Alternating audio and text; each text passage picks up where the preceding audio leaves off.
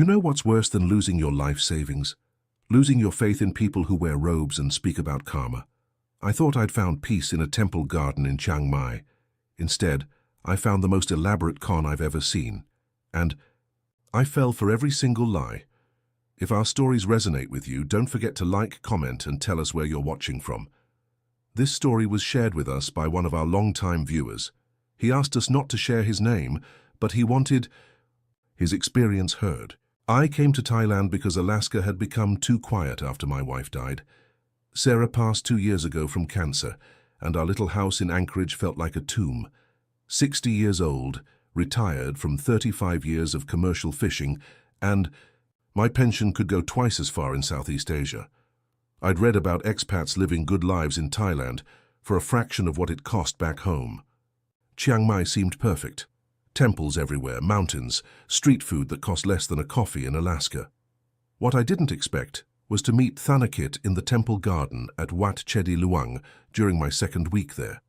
She was sitting cross-legged, under a massive Bodhi tree, wearing pristine white robes, reading what looked like ancient Buddhist texts written in Thai script.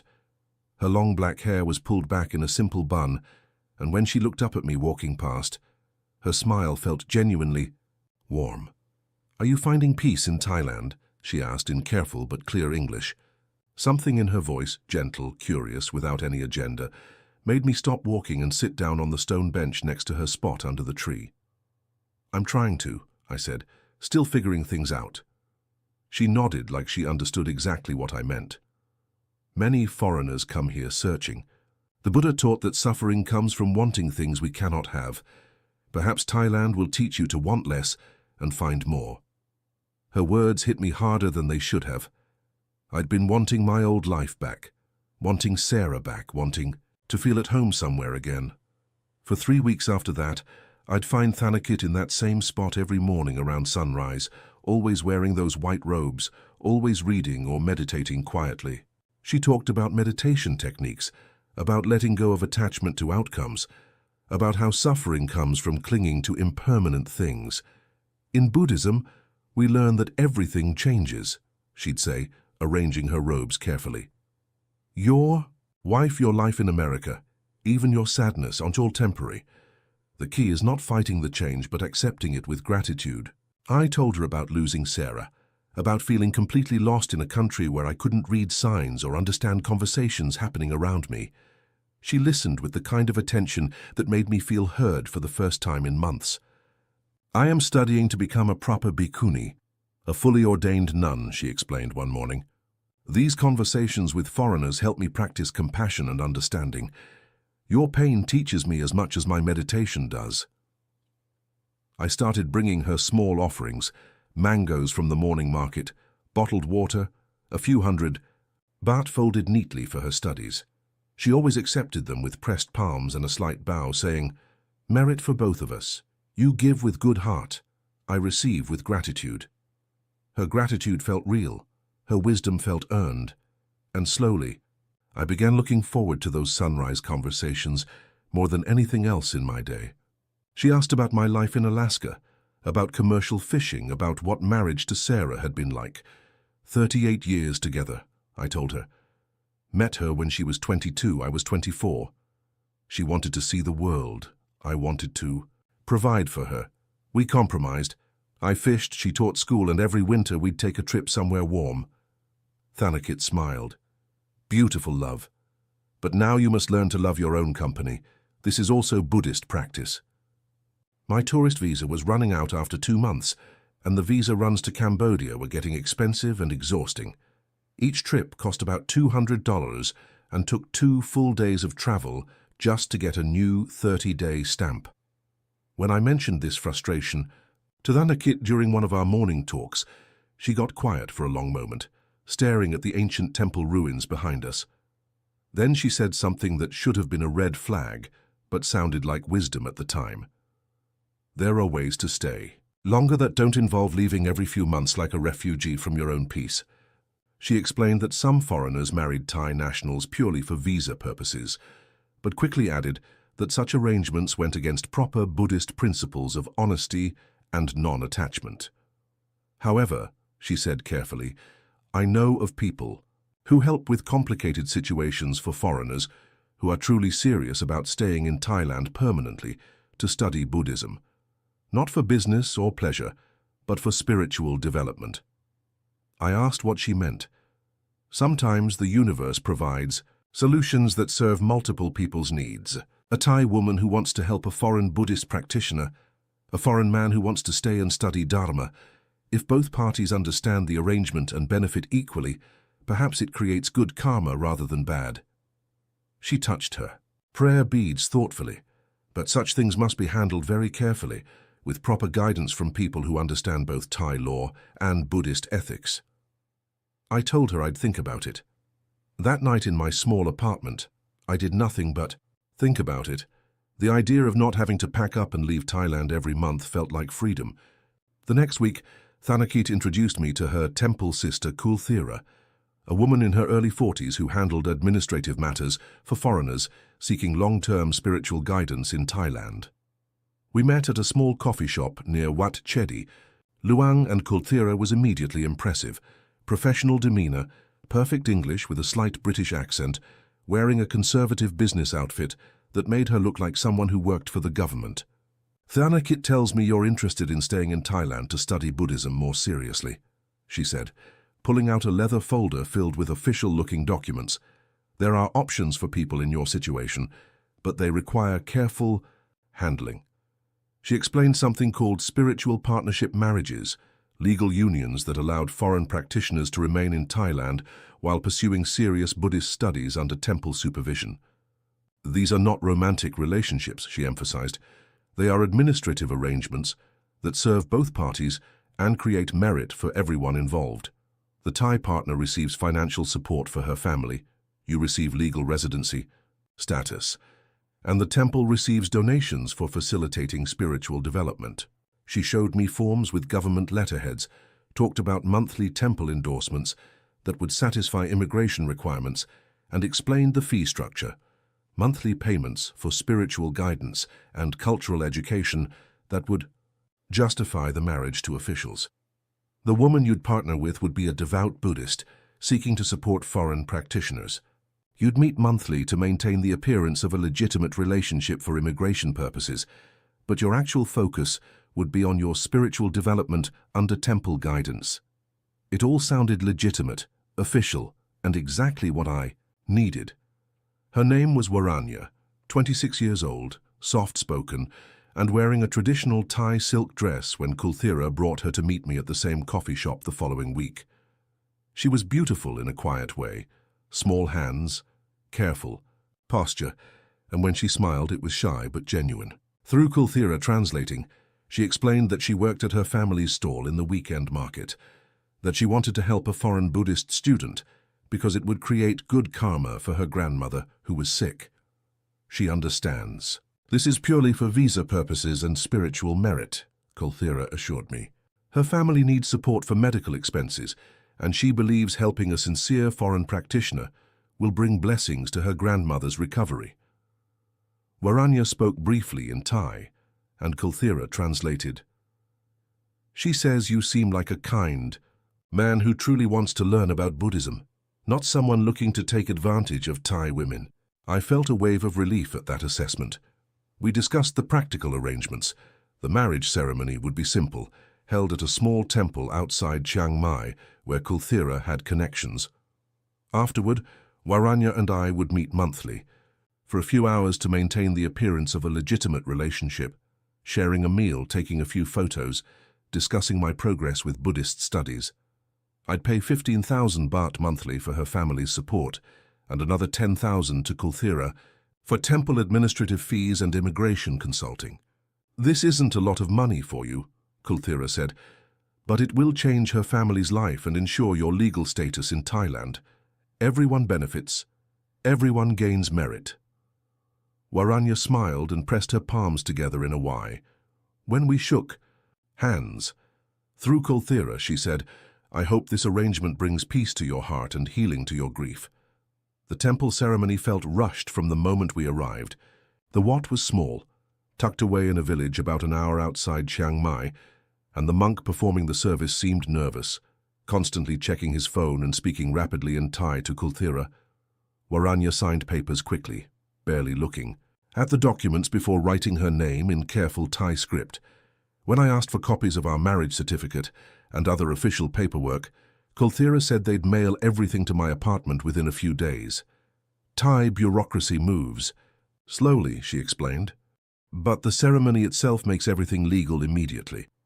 After we completed the ritual, exchanging simple gold rings, lighting incense together, listening to the monk chant prayers I couldn't understand, Waranya immediately left with a man in his 30s who'd been waiting outside. I'd never seen him before. When I asked who he was, Kulthira explained he was Waranya's older brother, that traditional Thai families were very protective of unmarried daughters, even in arranged situations like ours. He'll make sure she gets home safely, she said. Thai culture is very different from American culture when it comes to family involvement. That evening I went to the temple garden to tell Thanakit about the ceremony, but I couldn't find her in her usual spot under the Bodhi tree. I waited until after sunset, thinking maybe she was in evening meditation, but she never appeared. When I asked a group of elderly Thai women who often came to make offerings, one of them told me in broken English that no nuns had lived at Wat Chedi Luang for several years.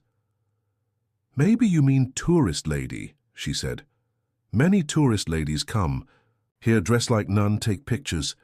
I assumed she'd misunderstood my question. 3 weeks after the marriage ceremony, I was having breakfast in my apartment when someone knocked loudly on my door. 2 immigration officers stood outside, a stern-faced Thai man in uniform and a younger woman who spoke excellent English. "Mr. Sterling," the woman said, showing her badge, "we need to ask you some questions about your recent marriage to Miss Waranya Chomchai." They came inside and immediately started taking notes about everything: my furniture, my personal belongings, whether there were signs that 2 people lived there. "Where does your wife keep her clothes?" the male officer asked through the translator. "Where are your joint bank accounts, family photos together?" I had none of that. "We don't live together," I explained. "It's a spiritual arrangement through the temple." The female officer's expression hardened. "What temple?" When I tried calling Kulthira to explain the situation, her number was disconnected. I gave them the address she'd provided for her office, and they told me to meet them there the next morning. That night I couldn't sleep. Something was very wrong, but I couldn't understand what. The next day, the address Kulthira had given me turned out to be a vacant lot behind a 7-Eleven. No office, no building, just weeds and garbage. The immigration officers were not amused. Panicking, I rushed to Wat Chedi Luang looking for Thanakit, hoping she could help me contact Kulthira, or at least vouch for my sincere intentions to study Buddhism. The temple assistant, a thin man in his 50s, told me that no one named Thanakit had ever studied there. "You mean the lady in white clothes who talks to foreigners?" he asked. "She not nun. Sometimes people hire local women to sit in temple, make foreign men trust them. Very common scam in Chiang Mai." My stomach dropped. My spiritual marriage wasn't legal. The papers I'd signed were worthless. Immigration gave me 7 days to leave Thailand voluntarily or face detention and deportation. Proceedings. I hired a local lawyer named Pimchanok, who spoke blunt English and had clearly seen this situation before. "You got caught in visa marriage scam," she said, without any sympathy in her voice. "This operation has been running in Chiang Mai for 6 months, maybe longer. They target older foreign men who come to temples looking for spiritual guidance." She explained that I'd been systematically groomed by a criminal network that specialized in fake religious experiences. Thanakit wasn't a nun studying to take vows. She was a recruiter who spent weeks building trust with lonely foreign men at temples, establishing herself as a spiritual guide before introducing them to fake marriage services. "The woman you think you married, Waranya, she probably has real Thai ID card, but she already married to someone else.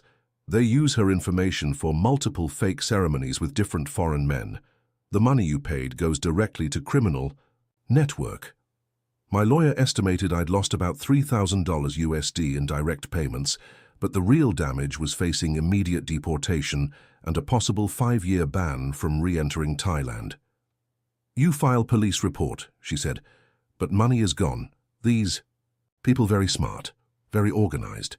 They disappear quick when immigration starts investigating. I asked if there was any way to fix my visa situation legally.